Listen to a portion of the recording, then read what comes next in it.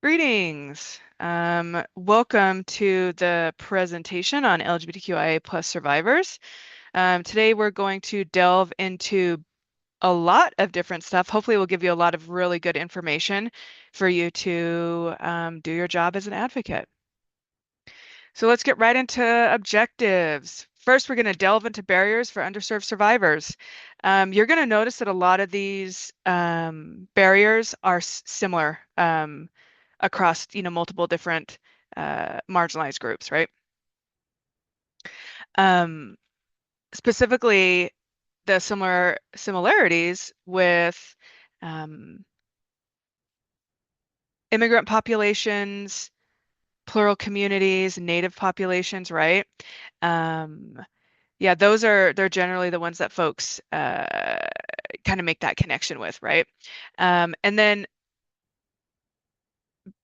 what we want to do is to better understand promising practices and best practices for working with marginalized and underserved survivors. So, um, you know, s- I'm sure some of you, feel nervous to work with, queer and trans folks.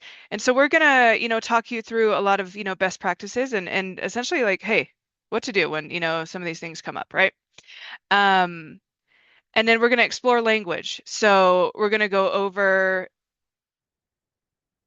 the basic language that's used in the community. We're going to start with some building blocks, some foundational terms, so that we can all be on the same page as we go through this together, right?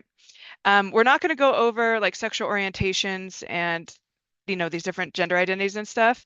Um, you definitely can look those up, but also it's not as important to memorize a list of orientations, as much as it's important to understand that the person sitting in front of you, the person you're working with, is a human person with feelings and emotions, and that we're going to practice trauma-informed care and connect with that person, right? And listen to what they're saying because they're going to help. They're going to help tell you. Okay, so here are the five foundational terms that we're going to go over. Um, so we're going to start with gender. I'm sure you have heard this term, you've seen this term. Um,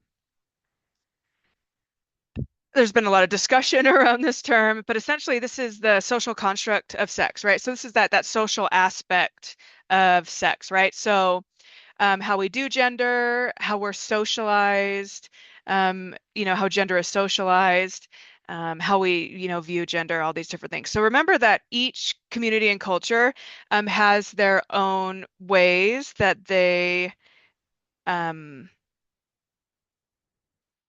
define and experience gender, right? There are communities and cultures that have 5 or 7 different genders, right? There are communities that have 2, right? There are communities that have 3, 4, 5, right? And so just because your community doesn't have um, multiple genders or a recognized third gender, it doesn't mean that that is not valid and real, right? The vast majority of human history, cultures have had recognized third genders. This is not something that's new. This is not something that, you know, magically appeared on the internet one day. This has literally been a part of human history, right? Um, gender is an essential part of the human experience. And it's really important to better understand that, right? And how we experience gender and how gender affects us, right? So, um, that goes into, sex assigned at birth, right? So think about how our sex is assigned when we're born. The doctor looks at our genitals, determines, hey, you meet the standard for male, you must be male. So I'm gonna put big M on your birth certificate. Or if you don't meet the standard for male, you must be female. So I'm going to put a big, F on your birth certificate, right? So I mean, that leaves out a big group of people, intersex folks, right? Um, so intersex folks are, intersex, so between sex, how, we are narrow definitions of sex. And, um, there's over 250 different ways to be intersex. 2 to 3% of the population, statistically speaking, is intersex. You might have heard of this term, and maybe not. Maybe you've heard of the term hermaphrodite, which is an out-of-date medical term used to describe someone who has quote unquote both parts.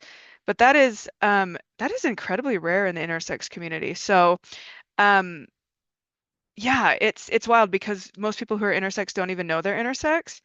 And these are important conversations to have, especially when we talk about gender, when we talk about, transgender folks, when we talk about sexual orientation and stuff like that.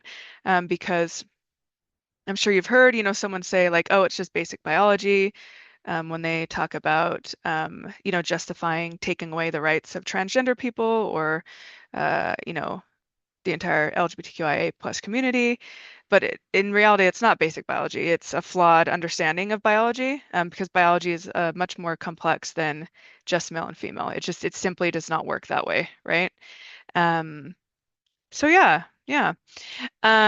So gender identity. So this is someone's sense of maleness, femaleness, multiple genders, or no gender.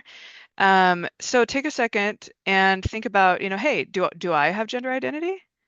Right? Literally you do. Spoiler alert, you do. Everyone has gender identity. Everyone has a sense of maleness, femaleness, multiple genders, or no gender. So it's oftentimes assumed that only transgender people have gender identity, but that is not true. Everyone does. Everyone has gender identity. Um, and of course, that's going to, be dependent on your culture, your community, how you define gender, right? Um, so yeah, it's interesting because it's often assumed that only transgender people have gender identity, and this is pretty common that, folks who are marginalized, those who have quote unquote alternative identities, or non-normative identities are seen as having identity, and those who are within the norm are not seen as having identity. So, I mean, how many times have you heard someone say, like, white people don't have race, heterosexual people don't have sexual orientation, um, men don't have gender, like all these things. And it's like, honey, no, no. What are you saying? What are you saying? Stop. Um, we all have those aspects of us, all have aspects of all those identities, right? And they just look different in each person, right? Because it's just different. Um, just because you haven't experienced it or seen it or met someone, with a certain identity doesn't mean it doesn't exist, right? Um, we literally know that to be true because we cannot know or experience every single thing um, in this world, right?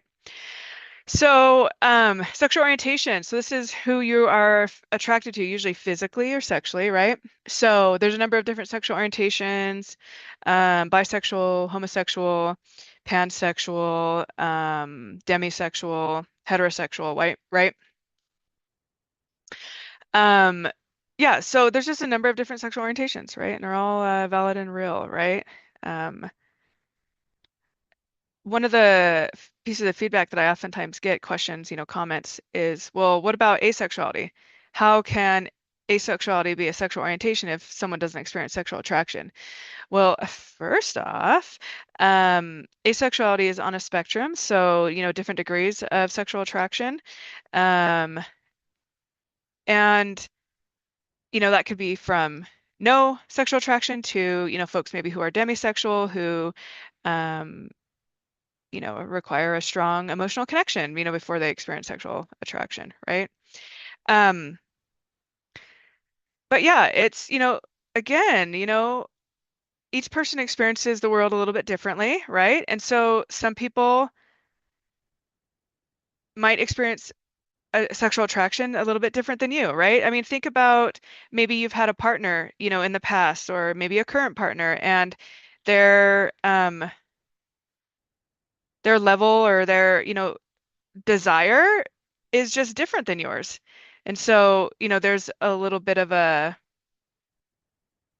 difference there. And it doesn't mean that one of you is wrong or one of you is right. It just means that you are literally two different people, right? With two different bodies.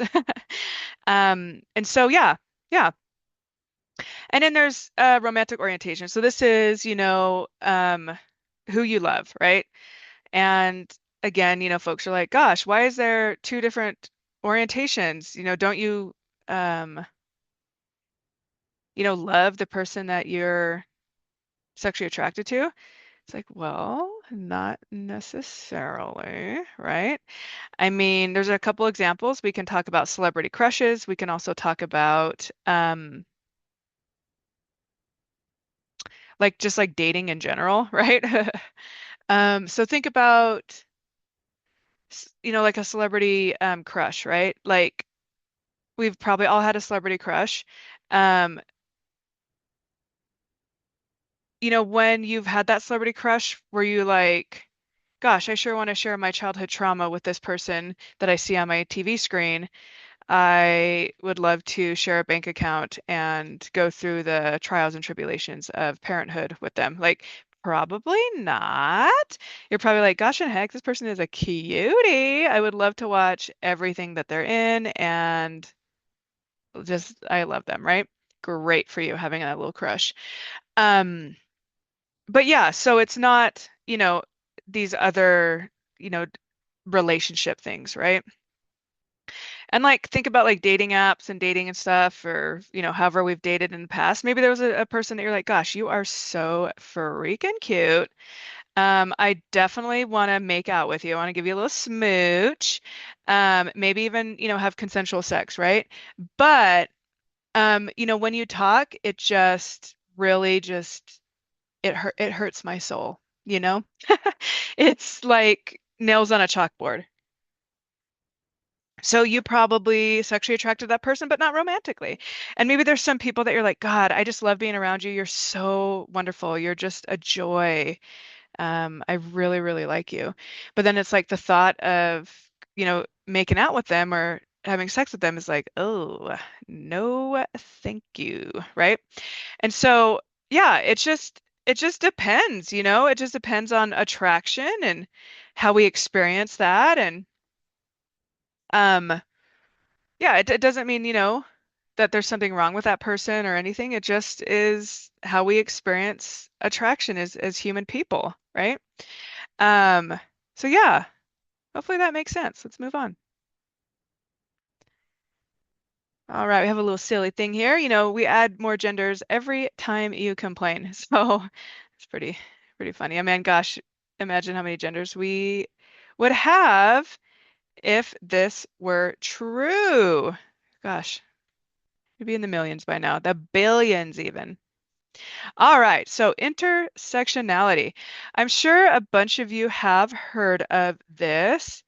So, essentially this is, these are the intersections and interactions of our marginalized or devalued identities, um, and how they interact with like, systems of oppression. So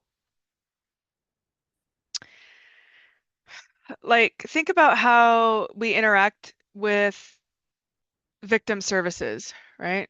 How do we, um, as advocates, interact with victim services, and how do survivors and victims interact with victim services, right? Um, do does everyone in the community have equal access? Does everyone in the community feel safe? Does everyone in the community um, know that they're able to access your services, right?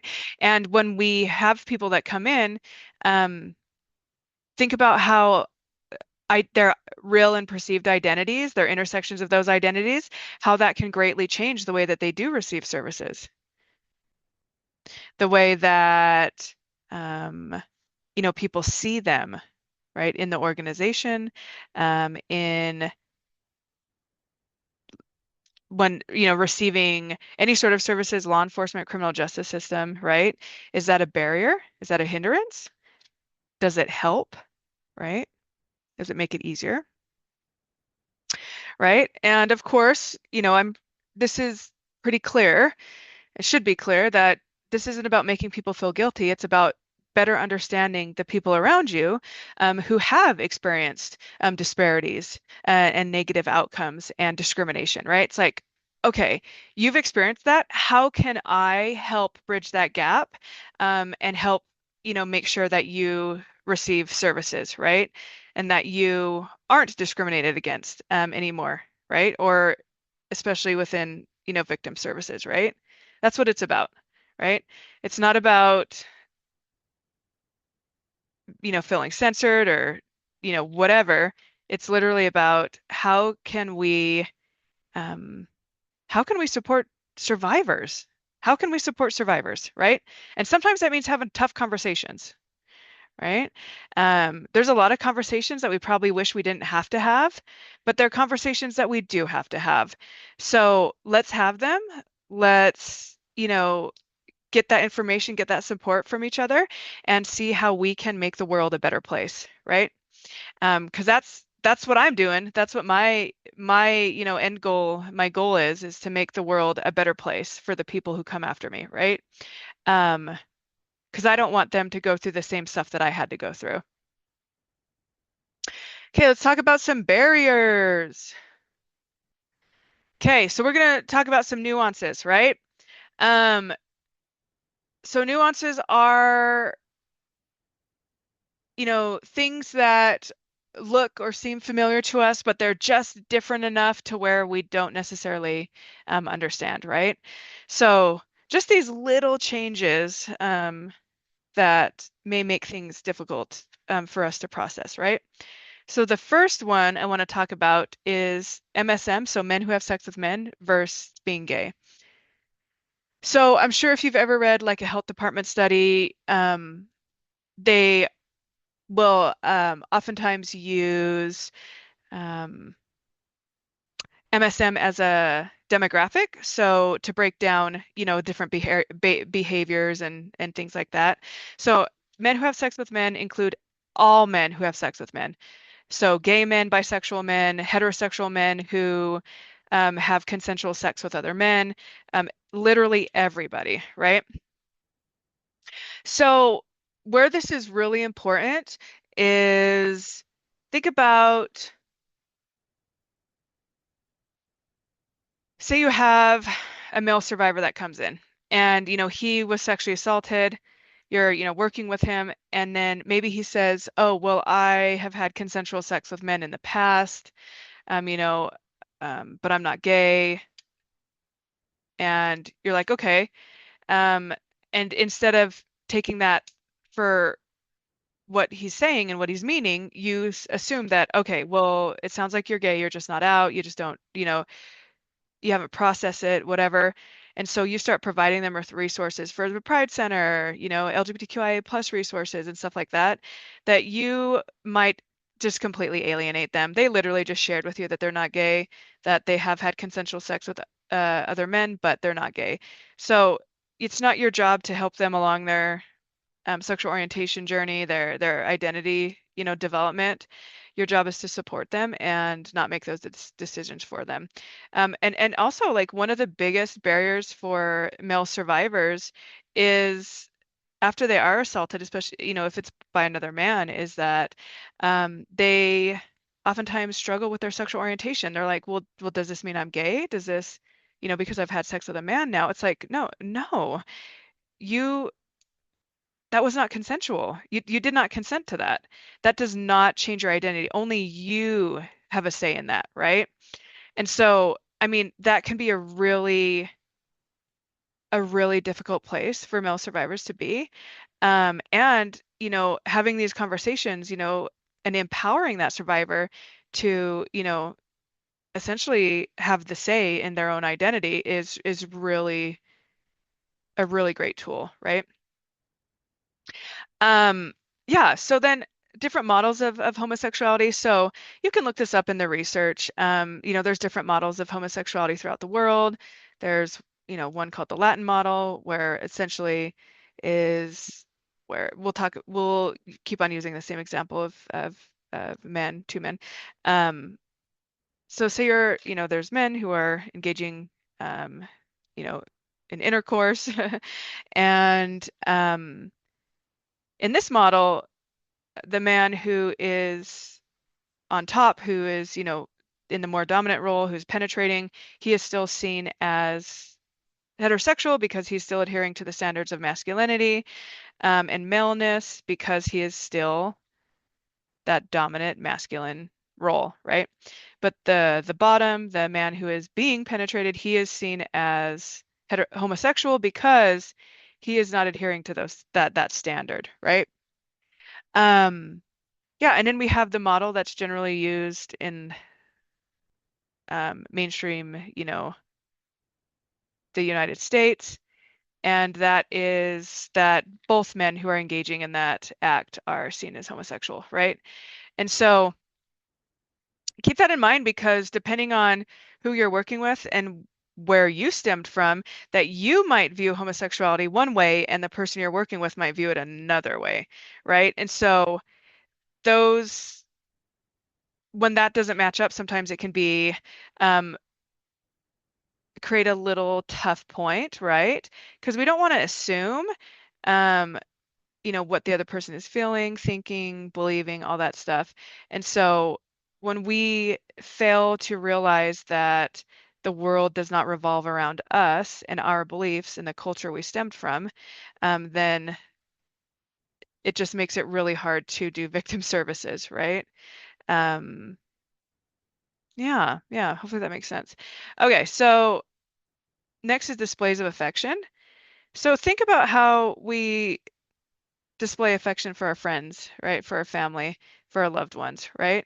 Um, and again, depending on the community or culture that you stem from, the ways that we express affection can differ greatly, right?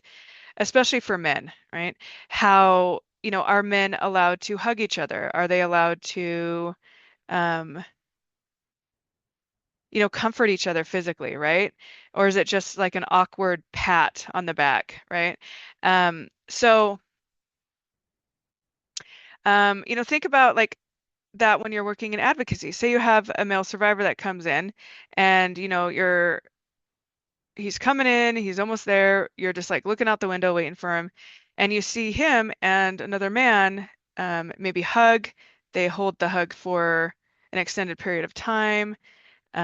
Maybe they press their foreheads together. And you're like, oh, I didn't know he was gay. And so you start getting out your pride flags and um, you're turning on your Lady Gaga, whatever. Maybe just chill out for a second, just like take a little breath. Um, because maybe, just maybe, that person has a male friend. What? Men can have friends? Shoot. So yeah, maybe it isn't what you think it is, first off. And also, don't jump to conclusions. Don't assume. You don't know. And also like, I mean, be open and aware that, hey, that could be a possibility, but also just because, someone hugged someone doesn't mean that they're gay, right? Um, Again, we don't want to alienate people. We don't want to push people away. Um, yeah, so the next is punishment for homosexuality. So think of different ways that homosexuality has been punished in your community, in your culture. What has it looked like? What has punishment looked like in the rest of the world, in different communities, in different cultures, right? That you know of, right? It stems from everything from rejection to isolation to violence, sexual assault, um, death, right? In certain countries. So if someone is coming in for advocacy, they're nervous, they're worried, they don't know. Um,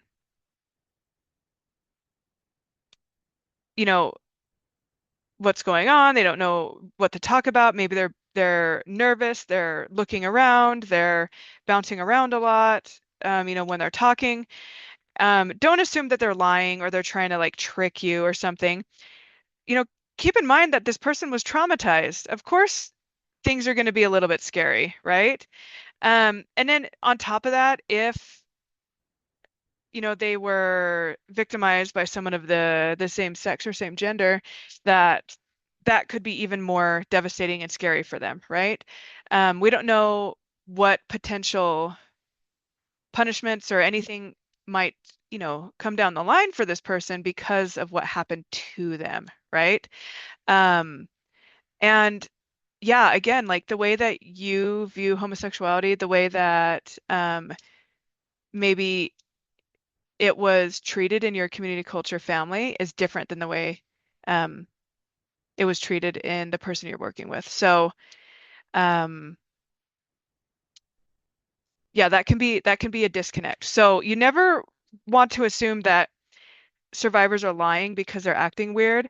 They're literally behaving normally in an abnormal situation. So they're trying to figure it out. Their body is out of whack. Their mind is, you know, freaking out. And so they may not act or speak in the most rational of ways. And that doesn't mean that they're lying or that they're whatever. It just means that they're literally going through a traumatic event and they're they're discombobulated, right? So, next, of course, dishonor. We talked a little bit about that. Like, depending on what community and culture you stem from or they stem from, it could be a familial or, a collectivist culture where family is number one, that the behaviors and things that one person does um, affect the entire family unit. And that can be tough. That can be tough because that's a lot of weight on one person's shoulder. Is that if I mess up or if I do anything that, goes against my family or my family teachings, then I not only can be victimized, but also that I, destroy the honor of not only me, but my entire family. That's a lot. That's a lot of weight on your shoulders. And of course, our good friend trauma, right? Trauma always rearing its ugly head. And, um, that hate crimes are on the rise. Um, you know, People are experiencing microaggressions on, a daily basis. People at risk of losing their jobs, their health care, and their lives because of their real or perceived identity. So it's scary, and people are nervous, and they just sometimes don't know who to trust, right? So,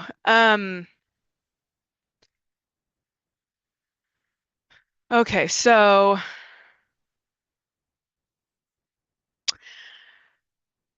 here's some common barriers. Let's see how we're going to start this. So, um,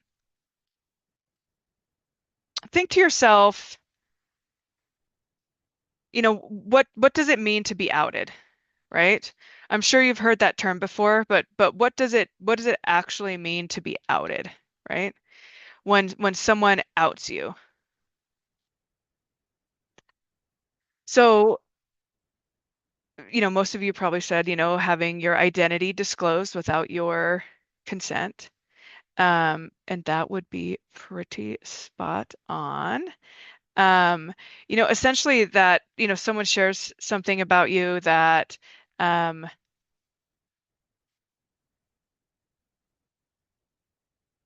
might put you at risk or might, um,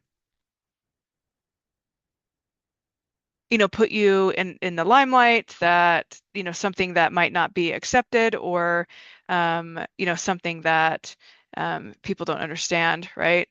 So you can be outed on a number of different things, not just your sexual orientation. So you can, be outed on your religion, um,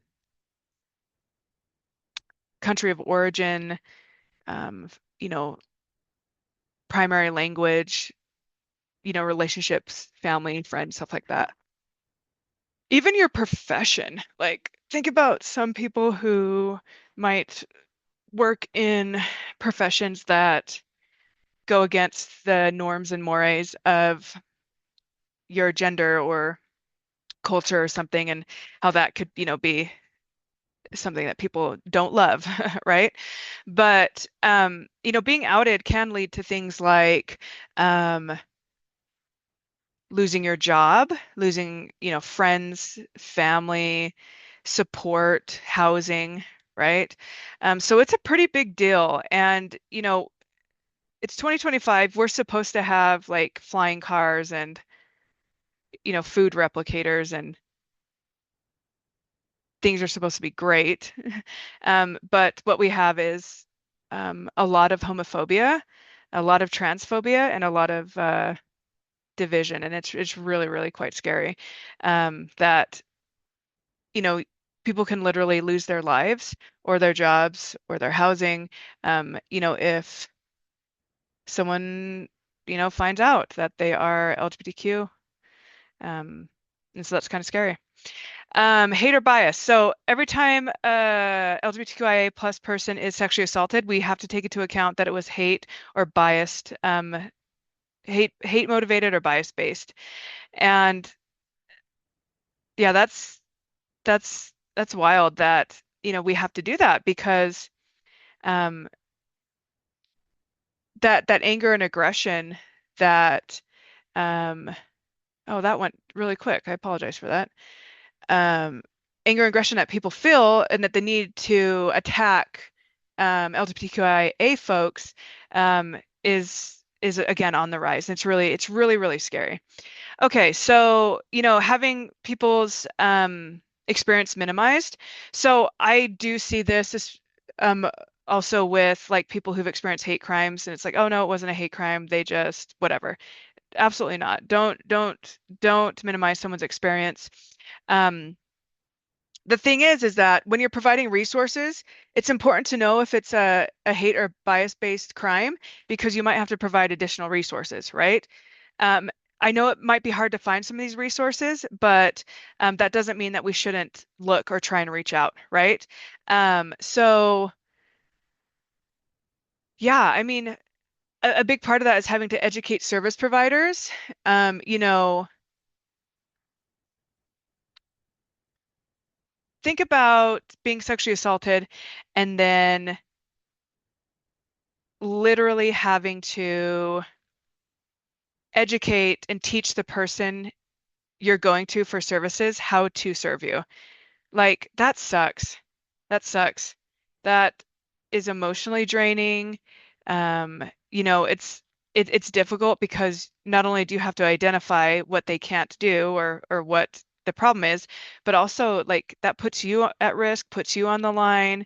Is this person going to be supportive of me? Are they going to reject me? Are they going to perpetrate violence against me? Like all these, things that people have to worry about is really, really scary. We do see this also with deaf and hard of hearing communities, folks living with disabilities, is that, folks literally have to teach service providers how to provide service for them, and that's just something they shouldn't have to do. There are trainings and education available. The coalition does it. Other organizations do it. So there are resources available for advocates, and so we should be tapping into those to better serve victims, right?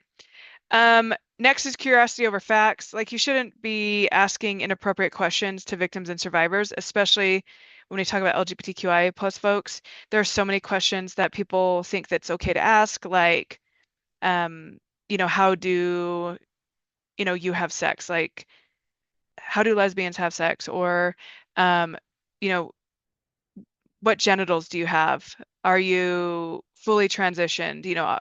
Like all these really interesting, like inappropriate questions that why would you ask anyone that?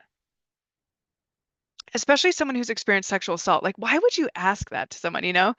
So please, please avoid that. Don't you dare. Um, yeah, don't you dare ask those questions, right? Um, but yeah, so if you have any questions, I mean, you can reach out to like me at the coalition or, find information online. But um, yeah, just absolutely not. Don't um, re-victimize survivors because you're curious about something that you can easily do an internet search for. Um, so next is, don't assume who the person was that perpetrated the violence or their relationship to the victim. Um, because when we're assuming, we're not listening, and we're missing really important information and information that could really change the way that we serve the, victims and survivors. And also, we could miss some barriers that they have, and issues of safety, right? So just listen, just listen. That's all we're asking. Okay, let's see if we can get this to go. Okay. So the grooming myth. I'm sure you've heard of the grooming myth. So this is this idea that drag queens, transgender people, queer people just existing is somehow grooming people. So we know what grooming is. We know how devastating um it is and how it really affects people. So when people are using this language just willy-nilly, like that is a huge problem. Not only is it co-opting the anti-sexual violence movement language, but it's also invalidating the lived experience of people who have actually been groomed, who have actually experienced that violence. It's assuming that all people from one group are perpetrators of a certain type of violence, which literally we know is not true, not only through a little thing I like to call science, research information, but also um, just if you take 1 second to use your brain and think about it, like clearly that is ridiculous, right? Um, I mean, these are arguments that have been used for decades and decades. Like I am a millennial and I remember these arguments when I was a kid. Like they're just regurgitated um, and, changed a little bit or rebranded, but they're still the same um, wild argument that just has no ground, right? I mean, yeah, it's just wild that we are justifying violence against an entire group um, without literally any evidence, right? We're just this moral panic is just kind of taken over. But that's what moral panics are designed to do. They're designed to get people to be emotional, for people to panic, for people to worry and to freak out, right? So, people are worried that, oh no, this thing is happening and we have to protect our kids. But in reality, like moral panics are designed to do this exact thing. They say that there's something bad happening to kids, and then, you know, political leaders, leaders in a community, parents, assume that, there's a scary thing actually happening, and so they all kind of, go to battle, so to say, for, kids, and oftentimes the group that's being blamed is a marginalized group, a group that um, clearly is not involved and is not the problem, but they are just the scapegoat, right? And so right now, trans people, drag queens are the scapegoat for pretty much everything. I think the community has been blamed for plane crashes and all these things. Like it's just wild at this point, right? And so, um, I mean, just think about that, right? Like if you take one moment just to, think about, hey, does this actually make sense? Or is this wildly just like made up? Then it'll probably take you, 2 seconds to realize that this just doesn't make sense, that this doesn't hold water, that it's not matching up with data, it's not matching up with lived experience, right? So yeah, I mean, this makes our jobs a lot harder because now advocates are being looped into this because we're supporting marginalized communities, is that now we're, you know, being seen as these scary people and being accused of things that we are not doing. So yeah, I mean, this is something that we're going to have to battle in our jobs and um, something that we'll have to deal with, right? Is um, Yeah, and it's definitely making our jobs a little tougher. So here's a definition of grooming, an actual definition of grooming. And so when we look at this, we can, clearly see that, trans people, drag people existing, using public restrooms, going to the grocery store to get groceries, um, that it's not grooming. It's literally just people being human adults and living, just being alive. So, um, yeah. So I want you to think for a moment. We've talked about a lot of stuff, but what can you specifically do? What can you specifically do to counter anti-LGBTQI plus rhetoric? What can you do, right? So take a moment, you can pause the video, think, have a discussion. What can you do, right? I mean, there's a lot more you can do than people think. Oftentimes people think, well, I just can't do anything. Everything is against me and this. And it's like, you're taking this training, you're learning more. What about having conversations with your loved ones, right? What about standing up for LGBTQIA plus folks, right? What about normalizing those relationships and reaching out to those that you care about? What about, speaking up when someone says something terrible and wildly untrue about LGBTQIA plus folks, right?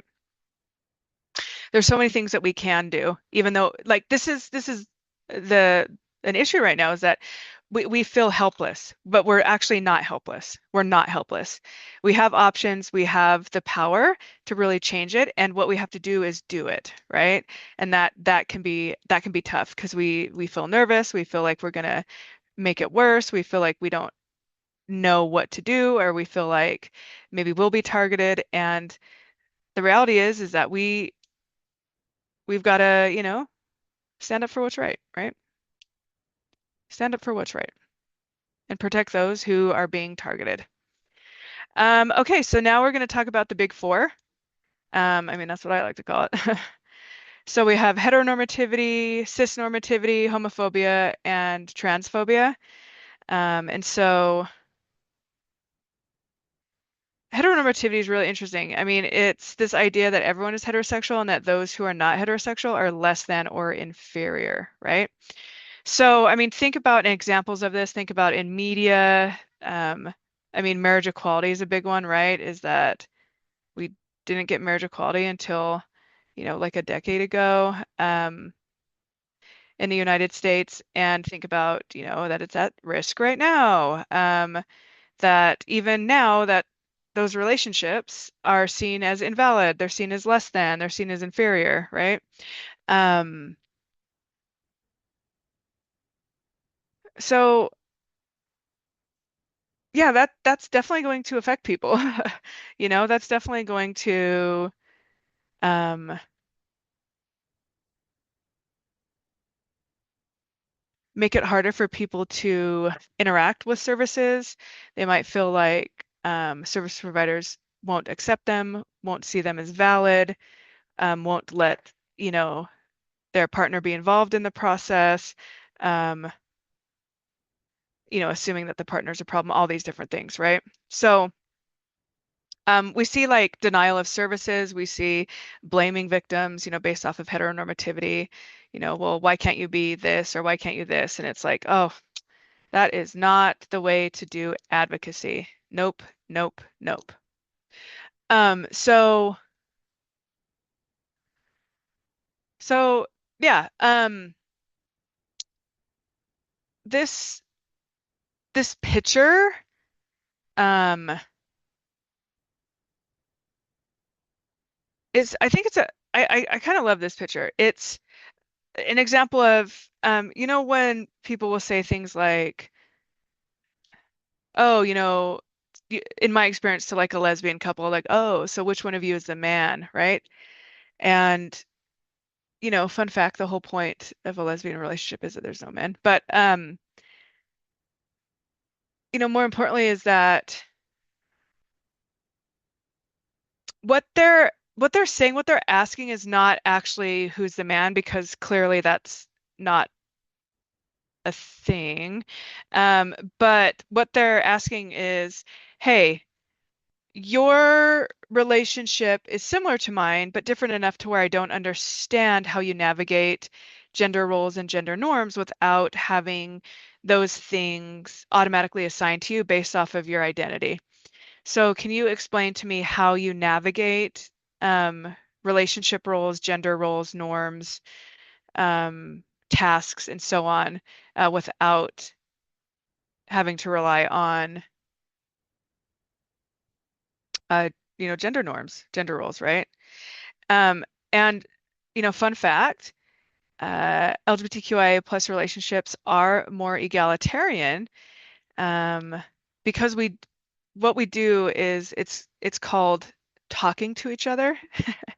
Yeah, we have a conversation and we say, hey, I super love doing the dishes. I love watching my little videos and just zoning out doing dishes. I also love to do laundry. Let me fold that laundry. Let me put it away. Let me organize that. But if I have to pick up a broom and sweep and mop the floor, I'm done. I'm out, right? And so it's like, sure, yep, I'm gonna do dishes and laundry. Um, and my partner will be like, yep, I'll sweep, I'll mop, totally cool, right? And I mean, it's pretty much just that, is that we talk to each other and we just decide what works best for each of us and what we want to do, right? And sometimes we have to do housework or and stuff that we just don't want to do because it's not always fun, you know? But that is adulting, right? Okay. Um, Next is cis normativity. So this is very similar to heteronormativity, but this is the idea that everyone is cisgender and that those who are not cisgender are less than or inferior. So essentially that trans people are less than inferior. Um, and yeah, so it's similar to heteronormativity because, folks are being denied services, their identities being blamed for their victimization. Um, I don't know how many times I've heard it's like, oh, we don't have funding to serve, dot, dot, dot. And it's like, oh, honey, wait, wait, but you do. So yeah, it's interesting. I mean, you can think of examples in like the media of, cisnormativity is that everyone is cisgender, very few transgender characters. And when there is a transgender character, they're usually pretty stereotypical. Oftentimes they struggle with depression, mental health issues. And usually those issues are related to their transness, right? Like in Orange is the New Black, the trans character, she is in prison because she committed fraud to transition, right? And so, like, yeah, those are examples, right? And how that can be really harmful for the community is, um, trans people just being depicted really, really negatively and really, really poorly, if they are actually depicted, right? Um, yeah. Okay, so homophobia, right? So homophobia and transphobia, they have some similar definitions. So we're gonna go over the definitions and talk about them on their own, and then we're gonna talk about the little word fear in both definitions. So first off, homophobia, biphobia is the irrational fear that, anything that does not conform to rigid stereotypes for relationships, and attraction, right? So relationships and attraction for homophobia, biphobia, right? So again, devaluing relationships that aren't with one man, one woman, um, invalidating marriages of same gender, same sex people. Even like right now, marriage equality being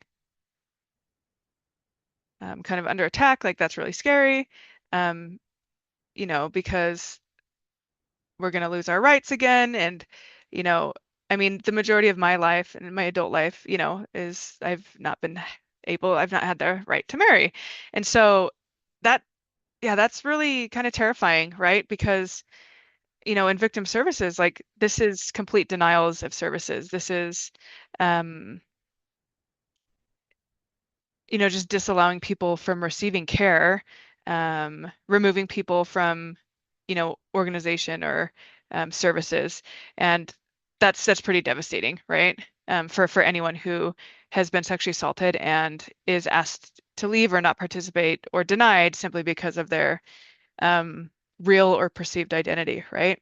Because even if we perceive someone to be a marginalized identity, that person can experience, the same repercussions and things that folks from that community and identity experience, right? And not even be a part of it. Okay, so now we're going to go into transphobia. So very similar, irrational fear of anything that does not conform to rigid um, sex and gender role stereotypes. Um, so so yeah, I mean, very similar to homophobia, but it has to do with gender. Um, so again, another example, is the way that we're treating trans people or gender nonconforming people in our, shelters and organizations. Are they able to get services? Are we denying them? Are we saying, no, we can't serve trans people? Or are we justifying, their abuse and things like that, right? Yeah, so let's go back to the irrational fear piece, right? So humans have a complex brain, right? We have our mammalian brain, our prefrontal cortex, these parts of our brain that um, process complex reasoning, problem solving, emotions, all these really high level experiences. And then we have our reptilian brain, right? The brain, our brainstem and stuff that's basically keeping us alive, right? And fight or flight, and when those two things come together, sometimes we fear things that are not scary, right? Um, so yeah, I mean, fear has done a lot for us as humans. Like my ancestors were like, okay, there is a Sasquatch, and we're definitely not going to go be friends with that Sasquatch because that Sasquatch is going to eat us, right? Um, Great, love that for them because now I'm here sitting in front of a computer talking to you about it. Um, but yeah, like right now, like it it's just creating these really difficult situations and experiences and emotions in people that are really making things difficult, right? So I mean, a lot of people say things like, "Oh, I'm not afraid of gay people. I just don't want them to teach my kids." I'm not afraid of gay people. I just don't want them to be able to get married. I'm not afraid of trans people. I just don't want them to be able to use the bathroom. I'm not afraid of trans people. I just don't want them to be able to get health care. I'm not afraid of transgender kids. I just don't want them to participate in after school activities. I'm not afraid of transgender kids. I just don't want them to participate in school sports. So yeah, I want you to think about all that, right? Why are we justifying taking away the rights of an entire group based off of a perceived threat? Why are we claiming that we care about women's sports and protecting women when we've done nothing other than take away rights of women? When we have made things harder for women to vote, get health care, have jobs, families, lives. But we're so obsessed with one trans person playing a sport and probably being bad at it. Why? Because trans athletes, the majority of trans athletes, the vast majority of trans athletes are average athletes, right? And so it's wild because it's just not an actual problem. It's a moral panic. and it really changes the way that people perceive the community, right? And that's tough. That's really tough because it's a way to justify why folks don't deserve rights, and it's really unfortunate. All right. So now we are on to language. So our last section. So these are um, some, problematic language, other, language that you see commonly when, people are talking about LGBTQIA plus folks. And so let's just break some of it down. So our first little slide here, the importance of language. So we already talked about that we're not going to go over all these gender identities, because it's not as important as people think to memorize a list of sexual orientations and gender identities because you're going to be working with people and the way that they identify with a term or the way that they experience their sexual orientation is going to be different than how you have defined it or how, some national outlet has defined a term, right? We all experience our identities, differently, even though we have shared experiences, right? Um, so, I mean, cultural context, region will all determine how, someone experiences their identity, and is it, excuse me, is able to identify that, right? And so you want to mirror language. So if someone says I'm bisexual, we're going to use those terms, right? Because being bisexual and being gay are two very different experiences. Um, so mirror language. It's the easiest way to know what language to use is if whatever words that the person you're working with uses, use that language, right? And we want to be really careful and mindful because like words like queer have, a pretty intense, a pretty heavy historical weight to them. Um, so, if someone uses that term, we will use that term. If you're working with like a 6-year-old lesbian and you just randomly say the word queer, like that might not go over very well, right? Because this person probably has experienced a, a significant amount of um, negative effects of that word being used for so long to victimize people, right? I know, for me, I'm a millennial and I've only started using that term in the past couple years because now I see it as empowering, right? When before it definitely wasn't empowering, but now it's empowering to me because I get to choose to use that word and I, get to find, um, connection with that. So, and that's, the same for other people. Some people might differ a little bit and, yeah, so just be mindful of that. And then, the last thing I'll talk about on this slide is the free speech argument. So this is, I'm sure you've heard it a million times. It's like, oh, we have free speech here. You can't tell me what to say. That's, against my rights. Um, well, first off, I am not telling you what to say or what to do. I am sharing best practices and information with you so that you can better serve survivors. So whether you take that information or not is on you, right? Also, censorship is defined as the government telling you can't say or do something. I'm not the government. Um, yeah, and it's interesting too because, so for example,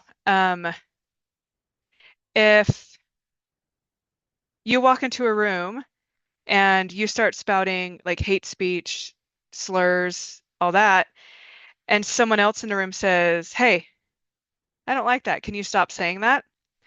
That's not censorship. That's called consequences. right? So if you have free speech, so does everyone else in that room, right?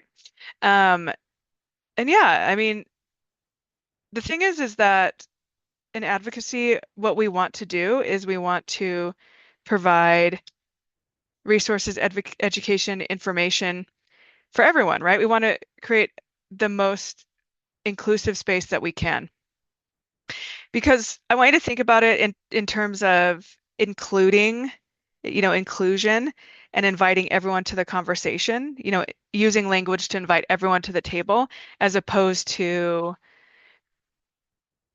feeling like you're being censored, right? If you feel like you're being censored because you're using inclusive language and caring about other people, advocacy mo probably isn't the job for you, you know? Probably not the field for you.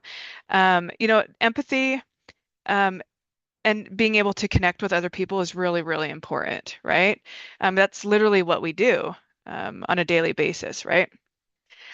So some problematic terms. I mean, the term homosexual, like we've used it a bunch of times in this, to define, um,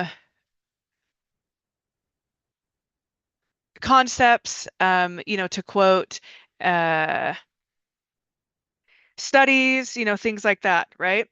Um, but generally, this term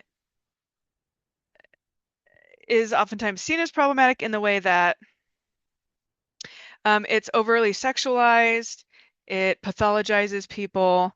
Um, when someone says, oh, so and so is homosexual, the first thing that we think is, oh, this person, this man has sex with other men, other than,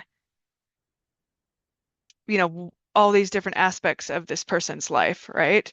Um, and yeah, it just assumes that, uh, you know, gay people, LGBTQIA people are, obsessed with sex, and that's all the community cares about and all that. And it's just simply not true. So, um, lifestyle is a term that is it's so wild, is, used to usually invalidate, people.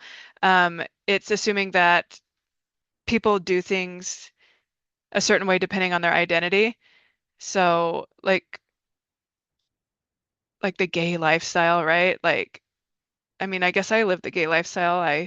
Gay woke up to my gay iPhone, gay alarm, and I gay fed my gay cats before I gay had my gay oatmeal, and then gay recorded this, Like, what? That doesn't make sense, you know? Um, I didn't wake up to that alarm, right? I woke up when my cat started breaking stuff in the room because he wanted wet food. Like, I had to get up, Yeah, it's just assuming that people do things a certain way because they're gay is just silly goose. Um, Queer, we've talked about that. Same-sex attraction, or SSA, being living with SSA. So it's important to understand that, um, having an element of cultural competency, uh, is important, because if someone comes in and says, hey, I'm living with SSA, I'm same-sex attracted, that we're gonna honor that person, and we're gonna, validate them, and, use that language, right? Because that's the language that they have available. That's the language that they connect with the most. Um, and that we're not here to tell them how they should feel, how they should think, how they should identify, right? Not our place. So it is important, though, to know that, this term is oftentimes, when it's written in print, is when it's problematic. When it's prefaced with, struggling with, um, that it can be changed, so on and so forth, that there's something wrong with it, of being same-sex attracted, and that's when it becomes problematic, right? Um, because there is no way to change your sexual orientation or gender identity. Conversion therapy does not work. It's not effective. It is very traumatic. Same with reparative therapy. I'm sure you remember in the 90s, the ex-gay movement. How many of those people are still ex-gay, right? Um, I mean, Time Magazine had a whole issue on it. It comes around every, 10, 15 years. Same with the anti-trans and the grooming myth. It comes, around every 10, 15, 20 years. It's the exact same argument, but with a different group or just, changed, rebranded, but it's the exact same thing over and over and over again. Yeah, even in my short life, I've seen this happen multiple times. Um, okay, so next is the term preference, right? I'm sure you've heard this. I'm sure maybe you've said it. But oftentimes it's with sexual orientation or pronouns that, people say, oh, that's just your sexual preference when they're literally, it's their sexual orientation, a very deep part of their identity and their being. And then also like preferred when speaking about pronouns is, you know, oh, it's just a preference, so I can continue to use these other wrong pronouns that I don't have to, essentially honor your identity, your request, or anything, right? And yeah, I mean, it just leaves a, a margin of error is that like, oh, it's just a preference, so I don't really have to do it. When in reality, when someone shares something with you that that's pretty big, especially in today's world, is that if someone shares that with you, that is, a pretty trusting um, act, right? Is that they're trusting that you're going to be a safe person and that you're not going to perpetrate violence or hurt them, right? Or lash out at them or perpetrate hate crimes, right? So I mean, it can be scary. I get it, like um, we're worried that we're not saying the right words or right, phrases or whatever. And um, remember that people make mistakes. Literally, we're humans. We make mistakes all day, every day. I make mistakes. Um, I've had to re-record this presentation 9 times because I've made mistakes and I don't want to edit. So, the point is that we make mistakes and we correct them and move on. That's it. We say, oh, he went to the store, excuse me, she went to the store and got a bagel, right? Or, um, oh, excuse me, she went to the store, right? It's just correcting yourself, moving on, and not making a federal case out of it, right? Because when you're like, oh my gosh, I'm so sorry, I just forgot, I've known you this way for so long, I'm just so stupid, like, why can't I get it right?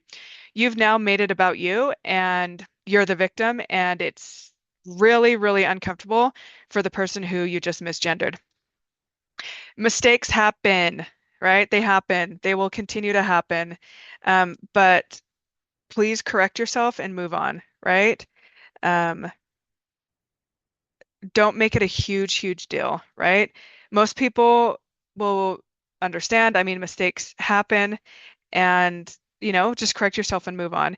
If you are intentionally misgendering someone and they get upset, it's kind of on you, you know? Um, it's not, their fault for being upset because you misgendered them. It's they're responding to being misgendered and that violence, right? Misgendering trans people is the number one form of violence against them, right? And um, men, men in general, misgendering is one of the most common forms of gender-based violence against men, right? Is that insulting men is, calling them female, feminine, girly, sissies, all these different things. Misgendering them, calling them women, like these are ways that um, are used to perpetrate violence against people, right? Last slide.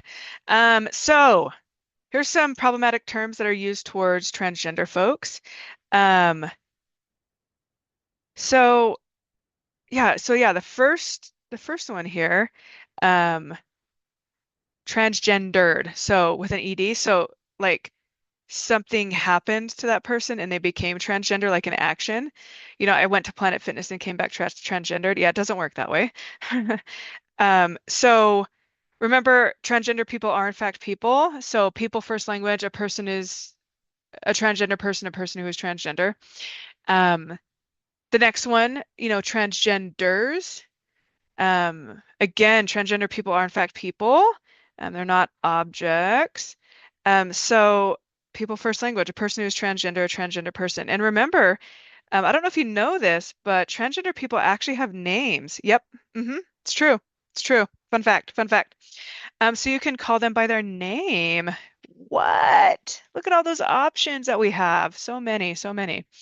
Transsexual, right? This is an out-of-date medical term that was used to describe someone who had medical intervention, such as hormone replacement therapy, or they used to call it sex reassignment surgery. So we generally use the term transgender in this day and age. However, older trans people might still use the term transsexual because that's the language and terminology they had available at the time. So we're not going to correct them and tell them that they are wrong because it is entirely valid for them to use that language because that is language that they know. So, yep. Um, Next is tranny, shemale or shemale, he, she. So, I know that like I don't in my life being called a he, she is probably the most common way that I have experienced this. Um, and these are generally slurs, right? And um tranny, he, she, shemale, like these are also popular genres of pornography that usually objectify trans women, right?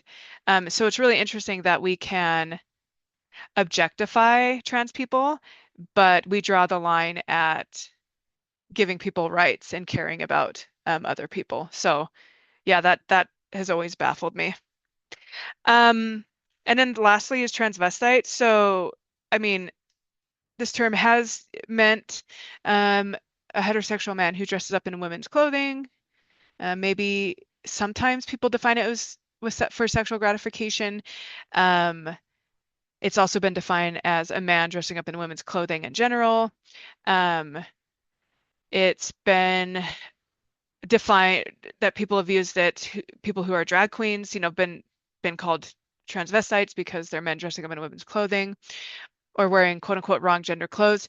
So, I mean, this term we're kind of seeing it being taken back,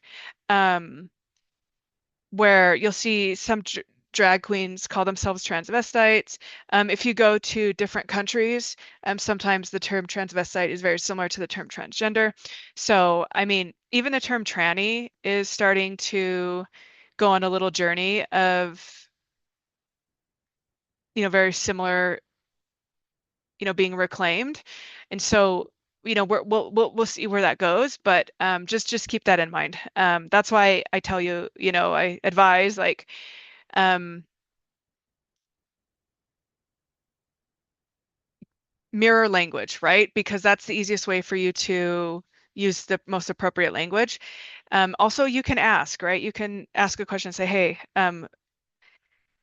how would you like me to address you? Or what words would you like me to use? Or what what do you like to be called, right? Um, it's okay to have a conversation with the person in front of you and treat them like a human person, right? That's actually going to benefit you and your job. So definitely do that. But yeah, I hope you learned a lot. I know it can be a heavy topic, so I think the best advice too is to just kind of sit with it. And you can always revisit the presentations, the trainings, at a later date, or reach out for technical assistance. But thanks for coming on this journey with me, and I hope that you have a good day.